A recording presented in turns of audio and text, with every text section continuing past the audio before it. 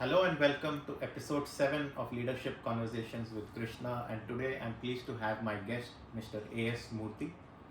Mr. A.S. Murthy was formerly retired as EVP from Indian tech company Tech Mahindra. During his time at Tech Mahindra, he held roles like Chief Delivery Officer, Chief Technology Officer, and Chief People Officer. Mr. A.S. Murthy was also the interim CEO for Indian tech company Satyam Computers for a brief period starting February 2009. Welcome, Mr. A.S. Murthy. Hi Krishna, how are you? I'm fine. How are you doing? Good, Sir? fine, thank you. So the way I like to start it is, understand the journey and the person behind the journey.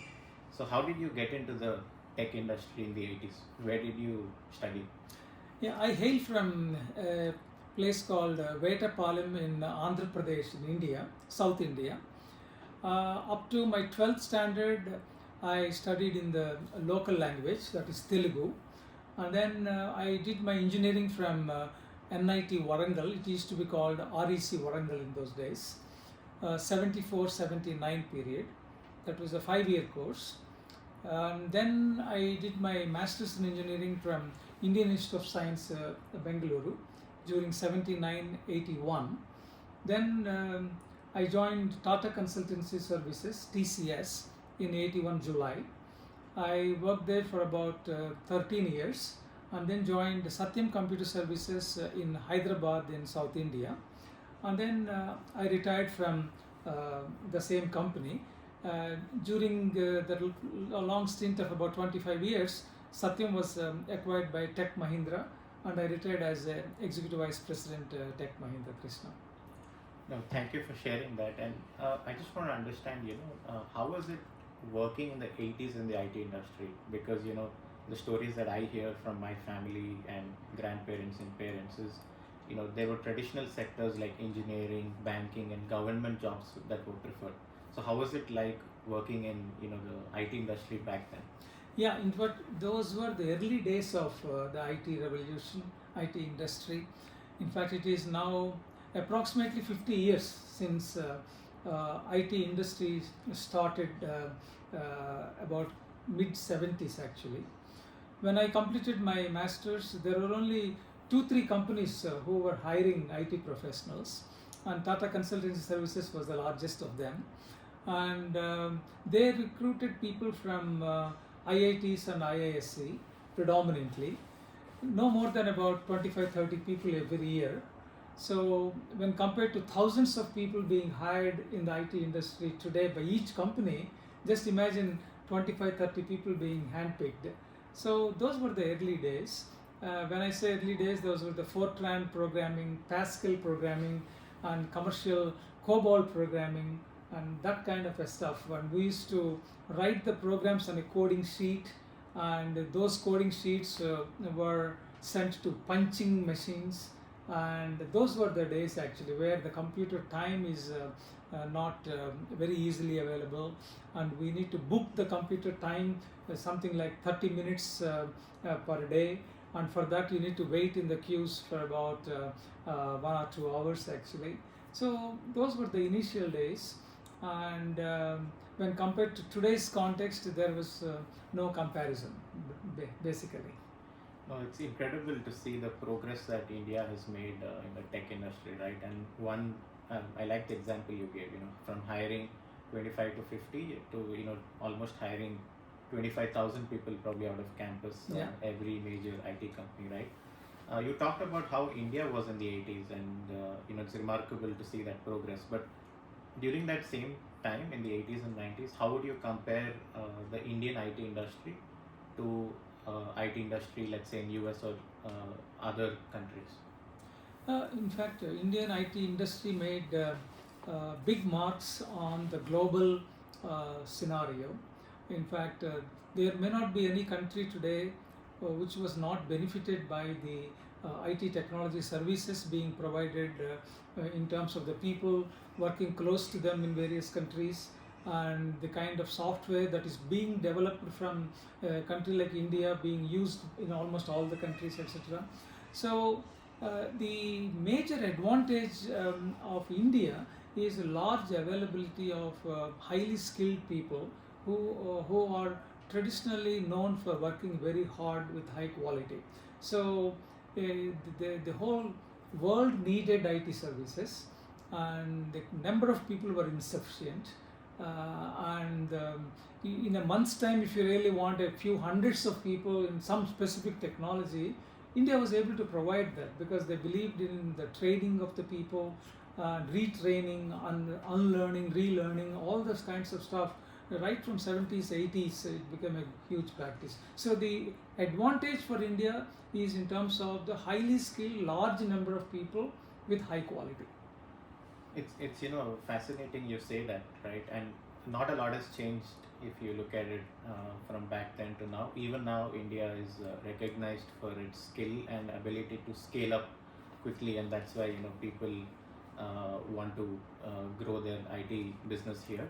But there's a debate raging now on the internet, right?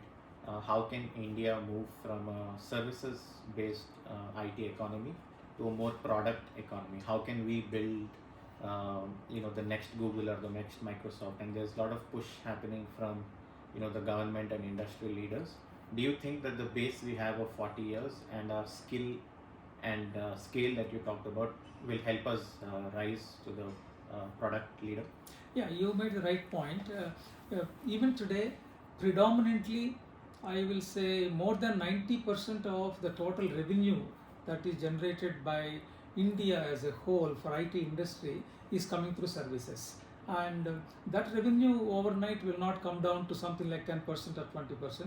In fact, that is one of the things required for the industry also, that the services like maintenance, development, those things will not go away. So definitely we need to make steps in terms of coming up with a product kind of a mindset. Creativity and innovation are being talked about very widely, right from the education level and even in the organizations also. So it will take time. As of today, there are at least 100 unicorns in India. That is a $1 billion kind of a market cap companies which have come up in the last 5 years or so. There is the focus, there is a demand, and there is an expectation. Even the people who work for such companies want to create something new rather than just maintaining the softwares that were written 20 years ago and 40 years ago and things like that. So all the indications are that India has the potential, and the pressure is there, and it is just a matter of time. One thing you should also remember is that the technology, the pace at which it is changing is quite phenomenal and unbelievable. When I did my master's in early 80s, our professors used to say that, okay, we are teaching at this point of time whatever is relevant, but remember, once in 5 years you may have to undergo reskilling, etc. So that once in 5 years today, frankly, it became once in 3 months or once in 6 months. So unless you keep updating your skill sets, you will become redundant in no time actually. So it is a lifelong learning, and that too self-directed lifelong learning. If you want to be relevant in the IT industry today anywhere in the globe, are you willing to learn new skills very quickly all by yourself? And the means are available thanks to technology, and there are so many packages at your own pace. You can learn the technologies, and in that technology you should be really confident, and you should be able to produce the high quality stuff for the customers. Some really incredible and valid points, right? And you mentioned about innovation and unicorns, right? I saw recently a stat, right? And Bangalore, the tech startup capital of India, is among the top 3 cities in terms of startups. It's now competing with global cities like San Francisco and Shanghai. Yep. So just going back in history a little bit, now we are talking about how to grow up the value chain, build products, but we have great examples, right? Like the 4 big IT services companies of India. And for the sake of the audience who's not from India, I will repeat it. It is Infosys, Satyam Computers, formerly Satyam Computers, now Tech Mahindra, Wipro, and TCS. how And did companies like Cognizant Technologies, which is an American company, but predominantly they have workforce in India, and HCL Technologies is another company. So there are a number of good large companies, and the size of each of these companies is upwards of 150,000 people, 150,000 technologists actually. so that's incredible, right? How what can we learn from their growth story? And you were part of it, so Yeah, in fact, uh, again, thanks to thousands of engineering colleges and hundreds of thousands of students that come out of each of these campuses, at any point of time, if you really want to augment the size of the company, and if you want to really help them learn the new technologies faster, it is possible from a country like India, which is English speaking as far as the technology people are concerned. So speaking English language, working very hard, high quality, large numbers, and they can be supplied to any parts of the globe, etc., is a huge advantage without any doubts. But when we hire the people, we need to be making sure that the right attitude coupled with the good technical skills and the people who can think well logically, analytically, it will help to certain extent. But afterwards, once every 6 months when the technologies are changing, do you have the wherewithal to retrain the people and help them relearn the new technologies? So this is a continuous cycle actually, it will never end. So that's where the companies need to focus on the people issue. When you are working on a project A, the organization needs to see what is the likely next projects, and where is the time for them to get this new trainings happening. It has to be done in parallel. Maybe if you're already working for 7 hours, 8 hours, 9 hours a day, maybe you need to give at least 15 to 20 hours every week to ensure that the future projects related technologies, you are not lagging behind. So training, learning is the major focus for any of these companies, and as long as the company is to be relevant and the individual is to be relevant to the industry, we cannot come out of this cycle. So the training, learning part I would like to emphasize. do you think that companies should spend more time and money on innovation and R&D also? Yes, in fact, it has already been the case in the last 5 to 10 years or so. You can find research and development wings in each of these large companies, and they also have tie-ups with some of the excellent educational institutions in the country as well as outside the country also. So there is a continuous dialogue happening with the right partners actually.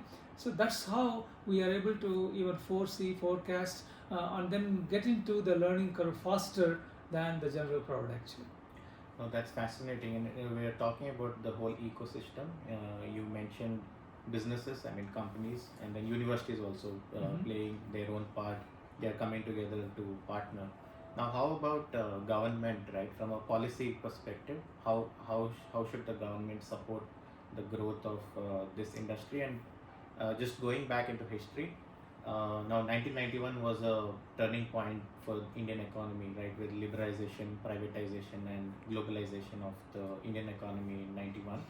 Do you think that helped these tech companies like Infosys and TCS to grow? Without any doubts, actually, without government support and giving adequate physical space at a very nominal cost, and encouraging and listening to the voice of the industry and taking quick decisions, all those things happen in the country right from let's say late 80s, especially early 90s and things like that, without which we would have really struggled. And the advent of the internet changed the whole complexity of reaching out to the customers. So till early 90s, if a overseas customer wants to get Indian IT services, the only way that is possible is hire the people, train the people, and send them, put them in a plane and then send them to the customer locations, or a group of people going to the customer location, understand the requirements, come back to India and simulate the customer computing environment here, and then do the work and then take them into tapes, through the tapes again go there. So all that kind of a very cumbersome activity used to run, and I have experienced the same for almost 15 years. But today we can, sitting in any part of any country, people can comfortably hooked on to the computers of the customers. We can work on those machines, so there is no question of any version related mismatches and things like that. No need of tapes being transported back and forth, etc. So in fact, the major advantage of working with a country like United States is that our people can work in India on the same computers when the Americans are sleeping because of the time difference. Okay, so they work in their daytime, and when they leave the office, we enter, and then it's almost like a 24/7 kind of a thing that is possible because of the satellite communication link, and what we call is offshoring as a phenomena. And that offshoring has gone to almost like 80% of the strength of any company was operating from a low-cost country like India, and only about 20% are actually working at the customer sites. That gave a huge commercial advantage to the customers, because they need to pay only for offshore rates when compared to on-site rates. To begin with, it used to be a 50% differentiation actually between an on-site cost and an offshore cost. But because of competition over a period of time, that differential obviously has come in. More and more competition amongst the Indian companies have brought down the cost differentials and things like that. But it is a good thing for the customers, because they can allow the service providers to access their computing power, thereby putting all checks and balances in the security related aspects. And for the people in India, they don't need to really travel, okay, and they can work at the timings that are most convenient to them also. So over a period of time, it worked as a win-win situation with most of the countries. Oh, it's amazing how the industry and the partnership, right, with United States has evolved over a period of time. Now you have extensive experience, right, starting from 80s till 2018. In terms of the IT industry, what other countries were the Indian IT companies partnering with, or was it more focused US? Were there other countries also which had significant partnerships? See, as a country, India exports to the tune of 75%, 75 to 80% of the total revenue to US actually. North America, so to say, Canada, US, and all that, and about 20, 25 to 30% is the rest of the world actually. But when we started in 70s, 80s, even 90s also, more than 90% of the revenues are for US, for North America actually. So now the automation has extended. Every other country in the globe, they have no option but to automate, and to automate they need the right people. India is definitely looked at as number one priority. So in almost all countries, many of the big companies have operations today. It's great to see India playing such a global role, right, in developing the whole IT industry. Now, I want to jump a little bit to your professional aspect. Mhm. Now, you talked about India working in partnership with North American countries like US and Canada, and also other countries across the globe. Now, how important is it to maintain relationships and partnerships as a leader? And sometimes they're they're not physically in front of you, the customer, or they're in a different time zone or different country. How important was it to keep that relationship? Yeah, it's very important, and to begin with, it was not easy because the accents were different, the cultural aspects were there, and also at what time you come to office, at what time you leave, and whether you work in the weekends or not, and what happens when the satellite communication link is not as efficient as it is today. So there are a host of such issues in the beginning, but over a period of time, very quickly, almost all companies have specialized in terms of maintaining the customer relationships. You see, why should any customer keep looking at the same company? He will look at the quality, he'll look at the cost also, and look at the comfort in dealing with those people, and the level of skills that the service provider is able to give, on the cultural compatibility when these people travel abroad to their locations, and how well they are able to gel well with their particular staff. And then most of it is related to the communication skills, oral communication, written communication, email communication, and today it's the Zoom related stuff. All those things need to be first class We should not compromise. So when we hire people, it is not only the technical skills. I talked about attitude. Now I will add to the communication skills also, oral communications and written communications. These are all the things which will make the customer comfortable. And to begin with, customers used to visit our premises once in 3 months or to once in 6 months or so, just to review the status, make a physical presence felt, to make sure that they meet their partners and who are actually doing the coding, testing and maintaining those things. But today those have become less frequent. The overall comfort factors are there, and given a choice, nobody wants to travel across the globe actually. And all the facilities like WhatsApp video calls to Zoom calls and everything is just press of a button. So the overall physical communications have reduced to such an extent where today there are 80% of the projects where customers won't see the people eye to eye physically, but still they have the full comfort actually. No, it's fascinating that you brought that up, right? And there's also now a debate going on with work from home versus work from office. And while work from home is a really good thing, Work from anywhere. Work from anywhere is your Yeah. motto. Yeah. Okay. Work from anywhere at any time of your convenience.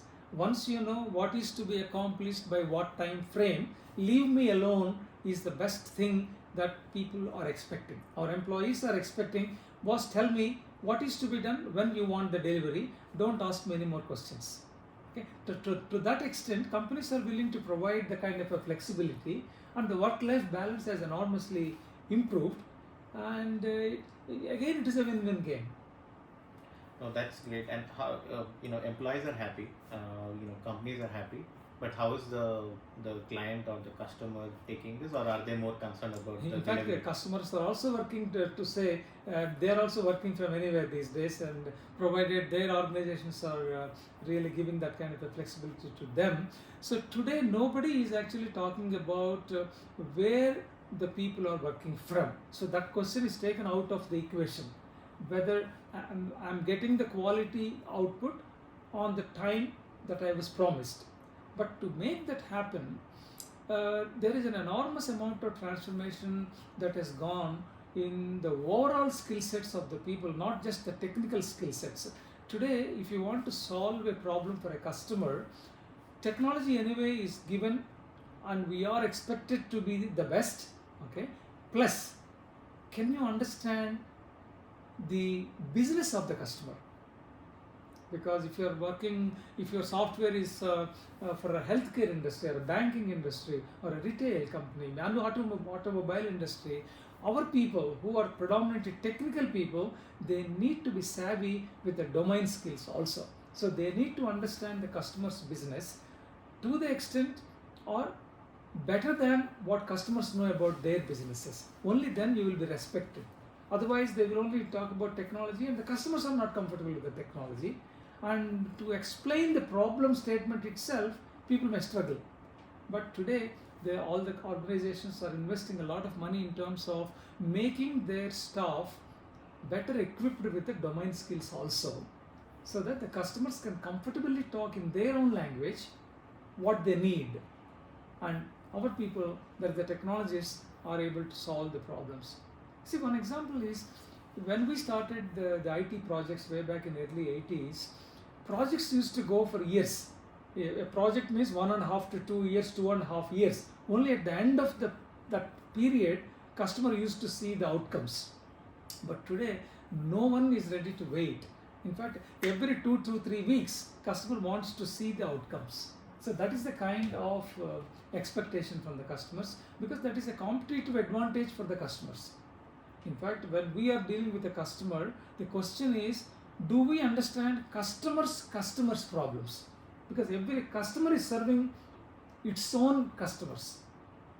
Okay, if you are serving, let's say, Airtel as a business or AT&T as a business, AT&T pays us the money, but AT&T is dealing with their own customers. Yeah. And their own customers' problems, we need to understand to automate this entire end-to-end position, Okay, so to that extent, one needs to be savvy about our customers' pain points. Got in the language which they can comfortably state. So that is the additional challenge for the technologists today. One is the technical skills, then the domain skills, then the cultural issues and the foreign languages. Because it's not that everyone speaks English. If you go to many parts of the Europe and some parts of South America, English is not spoken.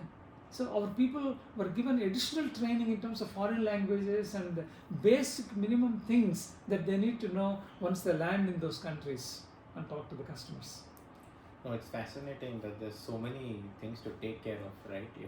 Even things like language, understanding, culture. Now, you talked about understanding customer and like being empathetic to customer.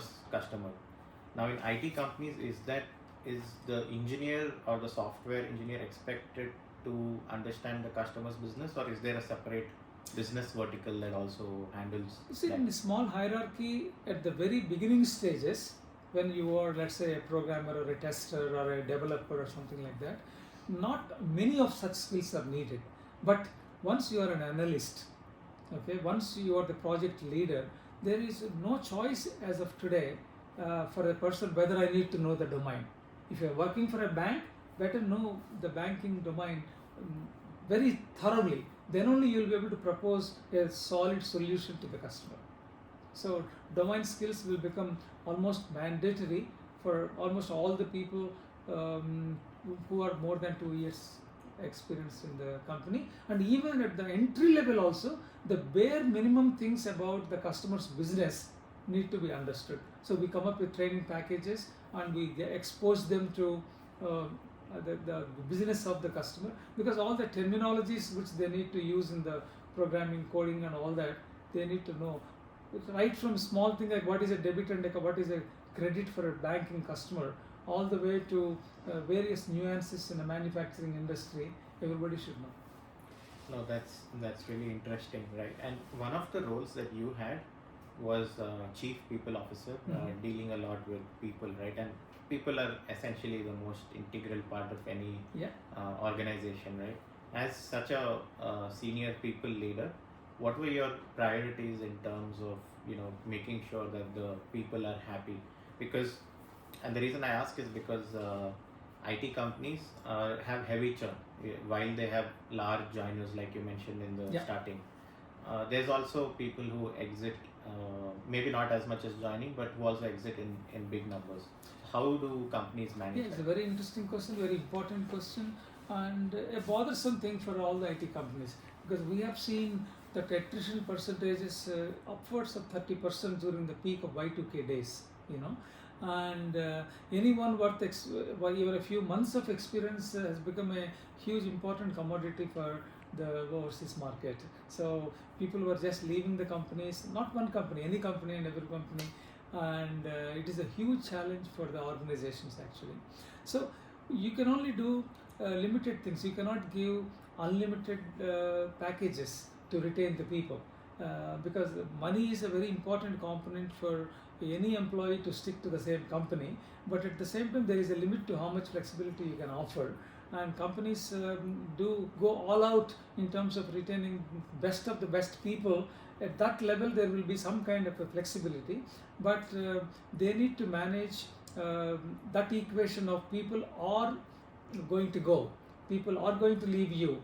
Okay, if you have 10 people in a project, be prepared to lose a couple of people every now and then actually. But then customers will not wait. Customers won't care also. Quality, you need to definitely make sure that it is of the highest quality. And deadlines, you will not be able to negotiate based on this factor.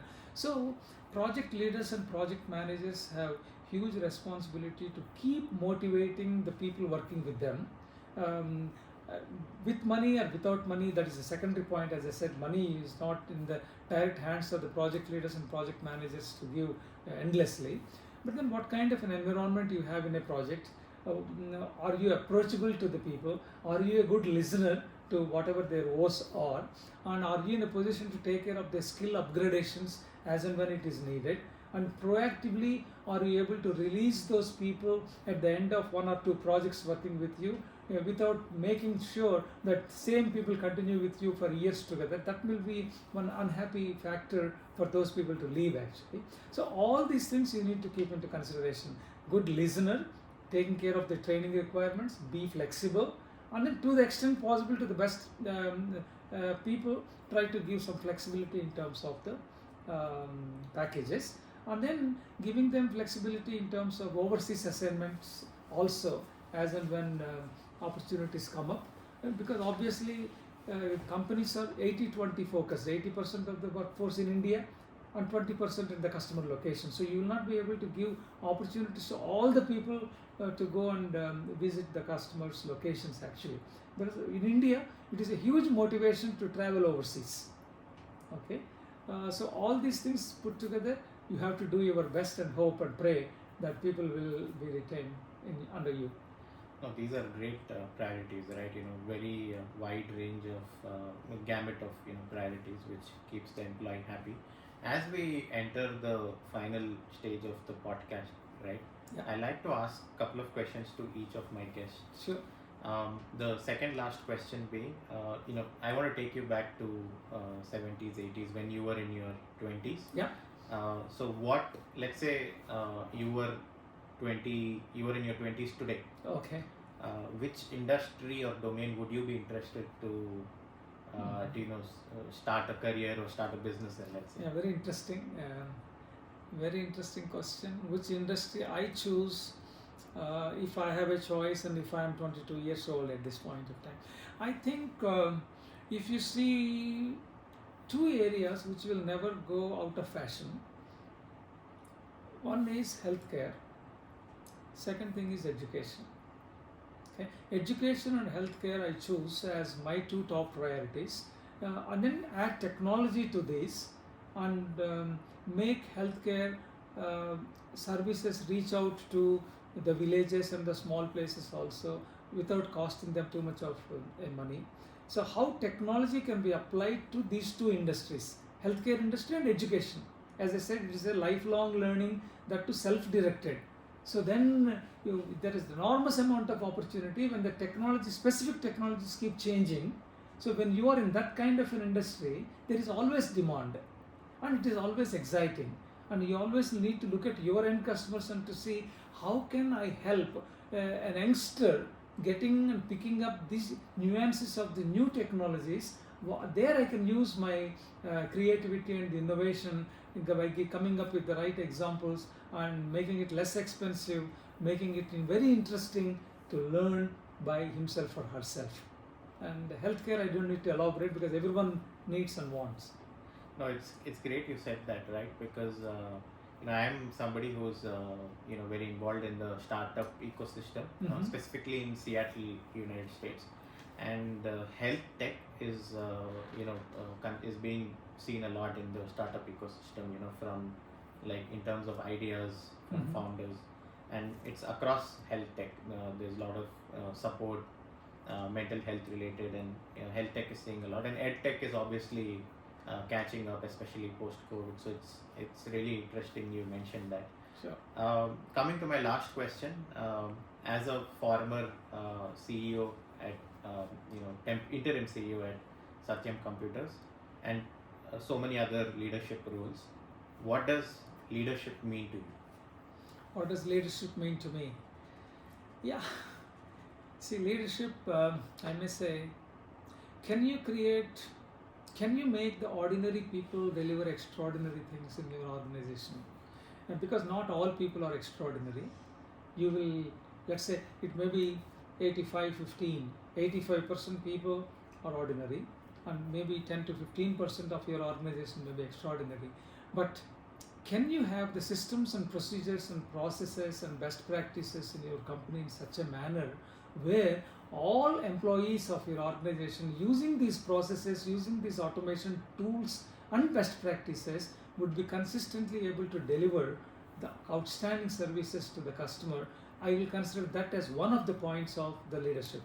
Second thing is, when you rightly mentioned that people are changing, people are leaving, etc., I would like to look at myself as a leader to see, do I have a mechanism in my company which generates leaders faster than the competition?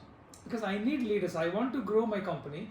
I want to grow means I need more and more leaders. So when I want more leaders, am I forced to go out to the market and hire people at a higher expenses and bring them to my company and allow them to have a long learning curve, or I have a mechanism within my own company which generates leaders? Imagine that kind of a situation. So I would like to invest in people development, leadership skills on a continuous basis, and provide leadership interventions, coaching, mentoring as part of my organization, so that whenever I want leaders, I have leaders within my own company. So that is the second thing. Well, leadership skills, and second, learning anyway is part and parcel of the whole thing. And looking at the customer, when I say I'm a leader, is my customer recognizing me as a leader? That means, does my organization have the potential to innovate and create new things faster? So that the bent of mind, research oriented, creative solutions, very fast solution kind of an approach, and learning the domain skills of my various customers, and flexibility to adapt to different cultural and foreign languages, all those things also will make me a better leader. So when a customer comes and talks to me, he is coming up with a 360-degree kind of a view from the organization, whether this company really solves my problems, understands my pain points, okay, understands my cultural aspects, etc. Can I provide them? So all those things I need to work internally and have mechanisms to address it. So that's how I look at it. And ultimately I'll say, can my ordinary people deliver extraordinary results consistently? Oh, that is a fascinating answer, and I really love that answer, right? And what struck me was for leaders to create the conditions so that people can excel, and also companies creating like a cycle of leaders so that continuously the system and the process is running, Mhm. and it's not so much person driven. That is thank you so much for that answer, and also for your time today. With that, I would like to thank you once again, for the fascinating insights and taking us through your own journey and the IT industry journey starting from 1980s to today. Thank you for this opportunity, Krishna. I really enjoyed the time that I have spent with you today, and all the very best to your efforts. Thank you.